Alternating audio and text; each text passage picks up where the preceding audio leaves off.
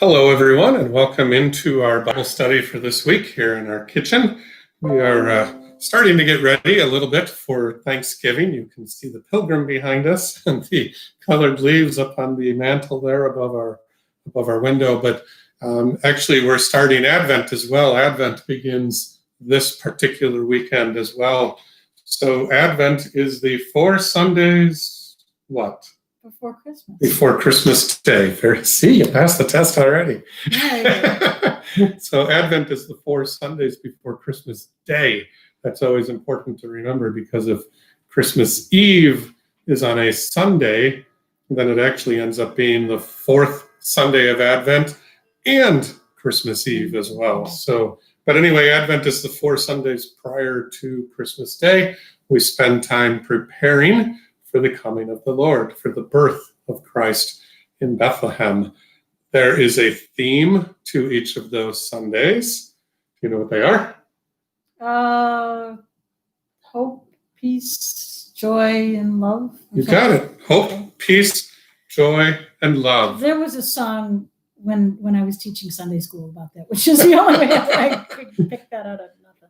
Now, normally throughout Advent, the color is blue, and we're both wearing blue at the moment. But the joy, which is the 3rd Sunday, sometimes we use pink for that particular Sunday. We have an Advent wreath here. We light the candles for each of the weeks of Advent. So I'm going to go ahead and light the first candle. The light of Christ, that comes from the Gospel of John, the light shining in the darkness. And the darkness cannot overcome or understand it. So let's go ahead and light this. There we go. Let's see if I can get this candle to light. Maybe, I think. Yeah. Hey, look at that. We got a candle lit. All right. We're flying now. So anyway, we start our first Advent Bible study by looking in the Gospel of Luke. And I want to point out a couple things about Luke as we get started. Luke is one of the 4 Gospels, obviously. And there's some interesting things about Luke. He's considered to be some kind of a physician or historian of his day and age. Probably traveled around with Paul quite a bit, and he was probably a Gentile. He has a very strong handle on the Greek language. We know that from the way that he wrote. And he also has this interesting way of starting his gospel. I'm going to read this, and then we're going to come back real quick to this. So this is Luke chapter 1. We're going to do verses 1 through 25 today. So Luke chapter 1, the first couple verses sound like this. Many have undertaken to draw up an account of the things that have been fulfilled amongst us, just as they were handed down to us by those who from the first were eyewitnesses and servants of the word. Therefore, since I myself have carefully investigated everything from the beginning, it seemed good also to me to write an orderly account for you, most excellent Theophilus, so that you may know the certainty of the things you have been taught. So there's a couple things in there that are of interest. First of all, no, Luke was not one of the 12 disciples. He actually is writing after the fact. We think somewhere around the year 60 AD. That's why he was one of Paul's contemporaries. And of course, he talks about the fact that he had to research a lot of this and talk to eyewitnesses and servants of the word in order to put this together. He also acknowledges that his is not the only writing on this subject, but that he felt compelled to share his version of how he understood Christ's life to have gone. So that is interesting. The other part is Theophilus. That's a Greek name. Theo is God, like theology is a study of God. Theophilus, philus, is a term in Greek that actually means to love. So Theophilus as a name would be something along the lines of one who loves God. Okay. Okay? Cool. I never took that apart like that. Yeah. Okay. So a lot of those old Greek names, if you take a look, each part of a name means something, and when you put them together, you start to figure out who they're talking to. So Luke is writing to somebody that he refers to as the most excellent one who loves God. Now, we don't know who that person was. However, we do know that in that time period, it was kind of traditional for somebody who was writing to the person who would distribute their work, kind of a modern day publisher, but back then would not have been known as a publisher, a distributor. The commonality back then was to actually refer to that person as the most excellent, whatever their name was. So would this writing have been one of the things that I find most powerful is that they used to send runners out and they would run to the city gate and read them, and do it like you would a play or something like that. Mhm. So it depends on the reason he had this heading is so that when it was read to a bunch of people standing at a village gate, it would have Paul's stamp of approval or something like that. Right. I find that really, really incredible that they would have just sent out runners to all the places and read it at all the village gates, because hardly anybody could read unless they were very educated. And so that's how they spread the word. And this would have had that most, Most excellent. Most excellent. That would have given Paul's stamp of approval. Right. And Theophilus would have been somebody that the people knew was related somehow into Paul's circle and therefore Luke's circle. And so that would have added authority into what was being written here. Mhm. The other thing that's important to note, and it's kind of interesting, the book of Acts begins almost exactly the same way, except it doesn't say the most excellent. It says something about my dear brother, Theophilus. And so we've always believed that Luke wrote both the Gospel of Luke and the book of Acts. And there's been some thought that maybe it was intended to be one continuous writing and it got divided up into two different things for the purposes of the church. We basically have the Gospels that are restricted basically just to Jesus' life and death, and then everything after that. So, but the Gospel of Luke and the book of Acts, written by Luke, no question to that. So would Paul have been in prison? Possibly. We actually think that this is during that Luke and Paul are traveling together, and it might have been during Paul's second missionary trip. So we actually think that this was written in Rome, of all places, and then was released to the Gentiles and the Greeks before it ever made it back to the Christian circles. But of course, by that time, a lot of Gentiles and Greeks had been converted to Christianity. So this is part of that whole process of starting to evangelize the word related to Christ. So was that dangerous then to be writing this stuff in Rome? Yeah, it could have been. I mean, it depends on who was going to see it. In this day and age, it's so different, because in our day and age, you write something and it ends up on social media within an hour, right? And then back then, you write something and it could go unnoticed for 10 years. I mean, it just depended on who had it and who went to the city gate, as you pointed out, and read it out loud for people to hear, or whether it got hidden somewhere. I mean, Luther did a lot of writing in the Wittenberg Castle right under the nose of the people that were trying to arrest him, and nobody could find him. So it depends. I think in that day and age, it wasn't nearly as dangerous to do this as it would be in this day and age. So, but yeah, that's a good point. I mean, this certainly was a very difficult time period. And the other thing that's true here is that by 70, so within the next 10 years, you're going to have the fall of Jerusalem and the temple. The temple's going to get destroyed, Jerusalem's going to fall, and you're going to have another exile begin. So, they don't know it at this point, but everything is going to come collapsing down around our world within the next decade or so. Okay.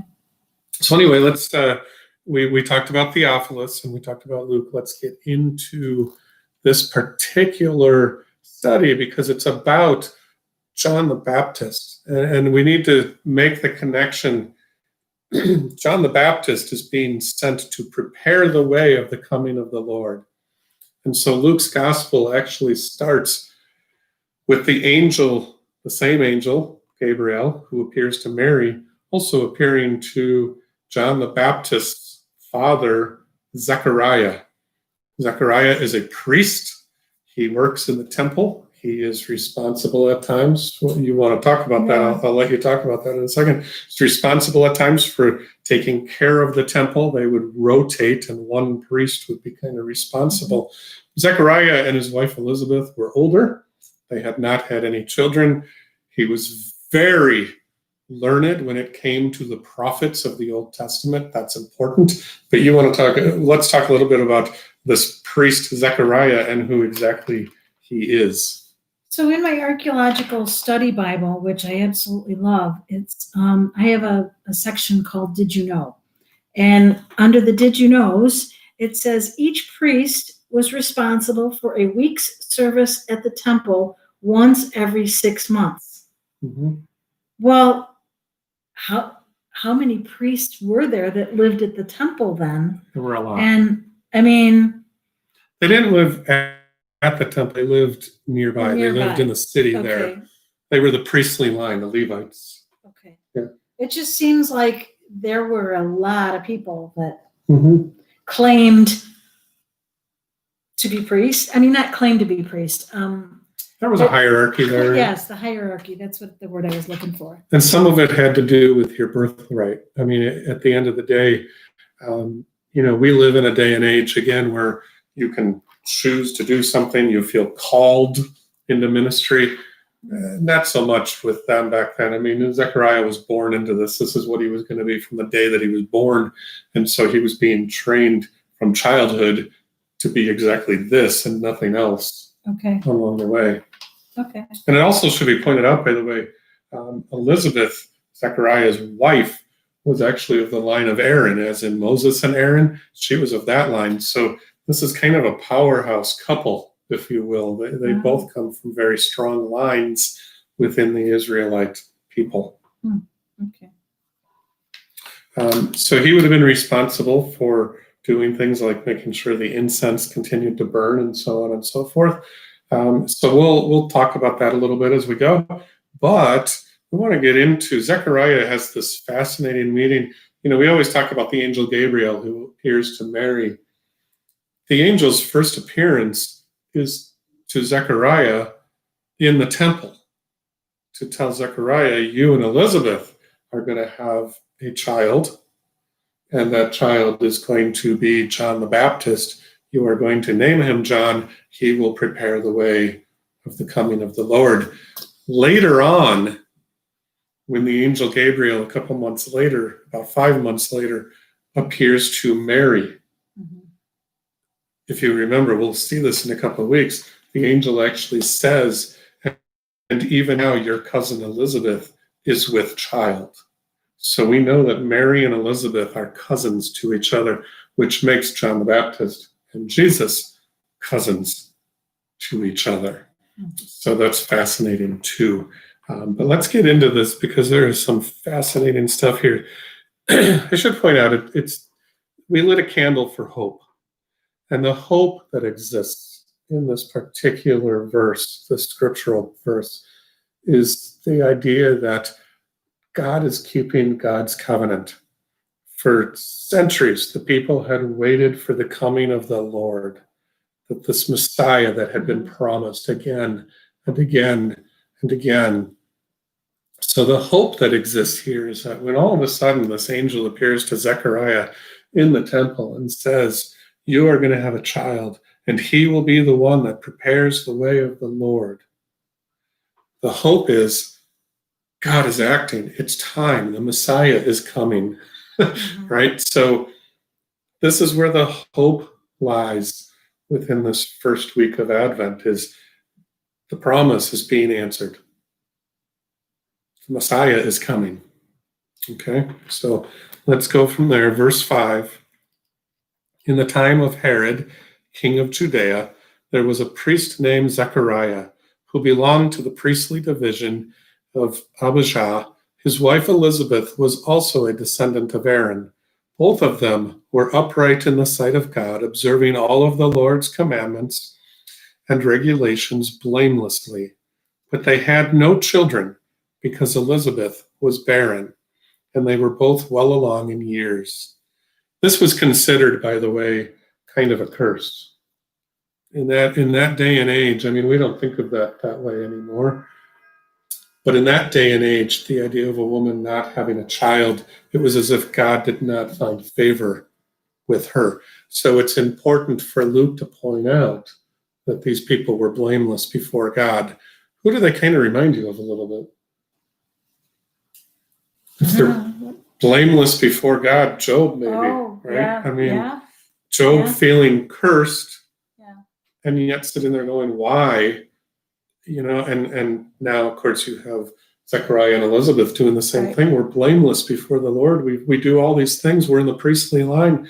Why, O Lord, have you punished us? Well, and it's worth noting that a woman that didn't have a son to take care of her, when the husband died, she was basically out on the street. She had nowhere to go. She had no one to take care of her. So if she did not have a male heir, right, then really she was in trouble. She was in trouble. Yeah, that's a good point, Gail. The culture back then was women could not own any property at all. No livestock, no home, no nothing. So they were dependent on their husband and then their firstborn son. And any heirs that came after that, maybe a grandson, they could not own anything. So the fact that Elizabeth and Zechariah did not have any sons, any children at all, meant that if anything had happened to Zechariah, Elizabeth would have been out on the streets. Mm-hmm. Now, the fact that eventually they have a son would have saved her. Although John the Baptist is a little unique. We all know that. Yeah. But still, this is a big deal, the idea that they don't have any children. So it's not only that they feel cursed, it's that there's a worry. They're getting older. And if something happens to Zechariah, Elizabeth is out on the streets unless one of the other priests decides to take her in of their own free will. So let's continue from there. Once when Zechariah's division was on duty and he was serving as priest before God, he had been chosen by lot, according to the custom of the priesthood, to go into the temple of the Lord and burn the incense. So they did this by casting lots. You might end up doing it, like Gail pointed out, kind of a rotation every 6 months, but it was done by lots. So you could end up doing it a couple times in a row, or you could actually go a year before you came up again. So he just happened to be on. They'd cast lots and he had, quote, won. He was in the temple on this particular night. And when the time for the burning of the incense came, all of the assembled worshipers were praying outside. This is another thing that's important to know. The priest was allowed by the altar, nobody else. So the worshipers never came anywhere near it. And in fact, within the temple, it was in a totally different room from the chamber where the worshipers would be allowed to be in. The worshipers, for the most part, never knew what that altar even looked like. So it was the priests only who were allowed in there. And by tradition, the priest that was responsible for burning the incense would be in there alone, and all the other priests would be out with the worshipers in the different chamber of the temple. So he's alone in this moment. Then an angel of the Lord appeared to Zechariah, standing at the right side of the altar of incense. When Zechariah saw him, he was startled and was gripped with fear. But the angel said to him, "Do not be afraid, Zechariah. Your prayers have been heard." This is common. This greeting of the angel all throughout the story. Do not be afraid, Zechariah. Do not be afraid, Mary. Do not be afraid to Joseph. Do not be afraid to the shepherds. This constant, it is okay. But understand this. They were experiencing something similar to what Moses had experienced back in Exodus, this suddenly the appearance of the Lord right before their very eyes, in this case an angel, but still very intimidating to say the least. And Zechariah knows that he's there alone, is supposed to be there alone, and he can tell right away this is not a human that is standing by his side. This is some kind of spiritual being that is standing by his side, and he is intimidated quite a bit in that moment. So do not be afraid. Your wife Elizabeth will bear you a son, and you are to give him the name John. He will be a joy and a delight to you, and many will rejoice because of his birth. The name John means one who is gracious, one who represents grace. It's a Hebrew word, not a Greek word. There's a lot of Hebrew, Aramaic, and Greek being spoken in that culture. This would be a Hebrew name, John, meaning one who has grace. So Zechariah is sitting there. He's got this angel saying to him, you're going to have a child. First of all, he and Elizabeth are old, and Elizabeth is barren, and he can't believe that this is happening. Secondly, the angel's telling him what to name the child. That was not the custom. That you were named after your parent. You were named after your father. Any child, any firstborn that a priest would have would carry that priest's name. So any child that they would have right off the bat would have been called Zechariah.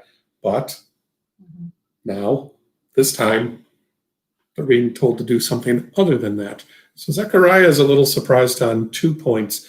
One is, we're actually going to have a child.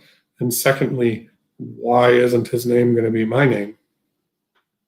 So anyway, so many will rejoice because of his birth, for he will be great in the sight of the Lord. He is never to take wine or other fermented drink, and he will be filled with the Holy Spirit, even from his birth. Many of the people of Israel will he bring back to the Lord their God, and he will go on before the Lord in the spirit and power of Elijah, to turn the hearts of the fathers to their children and the disobedient to the wisdom of the righteous, to make ready a people prepared for the Lord. Zechariah is a priest. He hears those words. Let me backtrack. Verse 17 is crucial to this. He will go on before the Lord in the spirit and the power of Elijah, to turn the hearts of the fathers to their children and the children to their fathers. Malachi in chapter 4 said this, but someday, like 400 years before. Yeah, this. about 400 years earlier. So Zechariah would have heard these words, and he would have known the teaching of the prophet Malachi from 400 plus years ago. And all of a sudden, this idea that Zechariah and Elizabeth are going to have a son, and he's the one that Malachi was speaking of, who will come and prepare the way and turn fathers' hearts to their children and children's hearts to their father. He recognizes that immediately. It's got to be awestruck in that moment, right? I mean, can you imagine hearing those words and knowing what they mean in that moment? He's got to be awestruck. And by the way, those same words appear in Genesis 18 and in Deuteronomy 7. So Genesis 18, Deuteronomy 7, Malachi 4, all throughout the Old Testament, this covenant of God to the people. Someday I will send someone to prepare the way, and that person will turn the hearts of their fathers to their children and the children to their fathers. It had come up again and again and again throughout the teachings, through the centuries. And now the angel says to Zechariah, You're going to have a son, and he is that one. That's awesome. Can you imagine? I mean, what would you be feeling if you were Zechariah in that moment? I don't know, but I guess you'd never have to worry about what kind of career he was going to have. Yeah, that's obvious, right? But yeah, I mean, this has to be just incredible as you're sitting there listening to this. Now, here's the problem for Zechariah. Who else is in the room? Nobody. Nobody. So there's nobody else to see this. This is happening, and he's all alone, just him and the angel. So Zechariah's response is probably very typical, but also kind of unfortunate. Zechariah asked the angel, "How can I and Elizabeth have a baby? How can we be sure of this? I am an old man, and my wife is well along in years." Notice he didn't call her old. Yeah, right? He didn't. He did not call her old. I am an old man, and she is well along in years. He was being careful about that.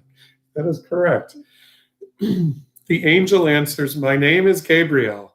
I stand in the presence of God, and I have been sent to speak to you and to tell you this good news. And now you will be silent and not be able to speak until the day that this happens, because you did not believe my words, which will come true at their proper time." So the angel punishes Zechariah for his disbelief. Closing up his mouth. But closing up as well. First of all, can you imagine a pastor going for 10, 11 months without speaking? Right. You're married to one. Yeah. Not going to happen. So the moral of the story is, if an angel talks to you, you listen and you believe him. Yeah, right just believe them. Just right away. Just take it for their word. But here's the thing. There's something interesting about this, because, Mary questions. Joseph, in his dream, questions. The shepherds questioned. None of them got punished. Why did Zechariah get punished? Because he was a priest. He should have known better. Exactly. Because he was a priest, and he should have known. He knew these words. If these words were being spoken, he knew what they meant. And so his disbelief is not necessarily this, how could this possibly happen? It's literally born in his faith. You have taught this for years, Zechariah, and now you're hearing the words. And you're not believing me? Yeah. Yeah, he's getting punished because of who he is and his lack of faith. It's interesting because Mary, Joseph, the shepherds, none of them get punished. They're everyday people. But Zechariah, as a priest, he gets punished. And it should be pointed out that years later, John the Baptist, as a grown-up man out by the river baptizing people, refers to the priests and the Pharisees as a brood of vipers and hypocrites. His dad was one of them. I never put that together before. But, yeah. The understanding is that group should know better. They're the educated ones.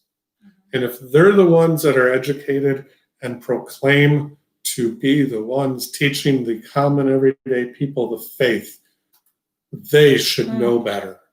And so Zechariah gets punished. He will not be able to speak until the baby John is born.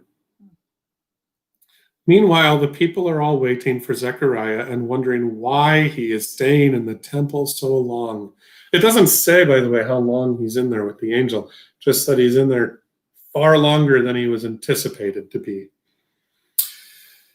When he came out and he could not speak to them, they realized that he had seen some sort of vision in the temple, and they were waiting for him to make signs to them, but he remained unable to speak. So now Zechariah comes out, and all the people that are gathered there know that he's seen some sort of vision. He can't tell them what it is. This is difficult. When the time of service was completed, he returned to his home. After this, his wife Elizabeth became pregnant, and for 5 months remained in her seclusion. Why do you suppose that was? Why did Elizabeth seclude herself? Because she was old. Yeah, I mean, there's some level here too where she's nervous. All of a sudden, she's pregnant. She's older. She's a little worried about how this might go. She doesn't tell anybody. So actually, Zechariah can't speak, and Elizabeth is in hiding. Okay. So, yeah, interesting. The Lord has done this for me, Elizabeth said. In these days, he has shown his favor and taken away my disgrace amongst the people. By the way, her disgrace, her son is to be named John, the one who brings grace. So that's a play on words, Okay. so to speak. Disgrace, the one who brings grace. Okay. A little bit of a play on words. So we're going to stop there for this week. We're going to get next week into Mary and the angel appearing to Mary. And of course, the angel appears to Mary and tells her, as I said earlier, even your cousin now is pregnant and in her 5th or 6th month, and Mary will go to see Elizabeth. And there's this spectacular moment of the 2 babies, each in their mother's womb, but reacting to each other. We'll get to that next week. But the story of Zechariah and Elizabeth is so powerful. And later on, when the baby is born, Zechariah finally, when they bring the baby to the temple to be dedicated, is able to speak again. And all the people ask, what is the baby's name? And he says, John. And they're like, Huh? Really? Why? So then he finally gets to tell everybody what this vision was. He goes almost a year because he had to finish out his service at the temple before he goes home to Elizabeth. Right. And then it was 5 months. And then she gets pregnant, and then you're talking 9.5 months from that point. So 9 months. So yeah, it's almost a year before he finally gets his voice back and can tell the people what the vision was that he had in the first place. So very interesting. So we're going to stop there for this week. Anything else that pops out of your head from this? I love reading about Elizabeth and Zechariah. In some ways, Zechariah is kind of an interesting soul. He's just what all of us would be. Right. No, it's kind of neat though to think about how the temple was run back then. Mm-hmm. All the priests, what they did, who was responsible for what, the hierarchy, all that is, you don't always think about that stuff when you read the Bible or when you do a Bible study. Yeah, the temple was very ritualistic, so to speak. And so, everything was just kind of its own set pattern, schedule, however you want to word that. So what's interesting, too, is you talk about the casting of lots. And Zechariah just happened to win and end up in the temple that night. But of course, did he just happen to win? No, God was at play in that and made sure it was Zechariah that would be in the temple that night so that the angel would come to him. And by the way, it should also be noted, I think it's just always worth noting, Angel Gabriel's first appearance to start to proclaim the story of Christ's birth happens at the altar in the temple. The altar being the place of sacrifice. Jesus will become the Lamb of God, just like the lamb that was sacrificed at the Exodus. So not a shock that the angel appears at the altar first to say this is what's starting to happen. So very interesting. I enjoy this. We'll go into Mary next week, and then the 3rd week we'll do Joseph, and the 4th week we'll get to the birth and the shepherds. So we'll work our way through. There's a lot of hope here. Just imagine the people suddenly realizing it's happening. The thing that the Lord has promised for all these centuries, it's happening. There's hope. And of course, in our day and age, it's happening. There's hope. This is the day the Lord has made. Let us rejoice and be glad in it. Amen.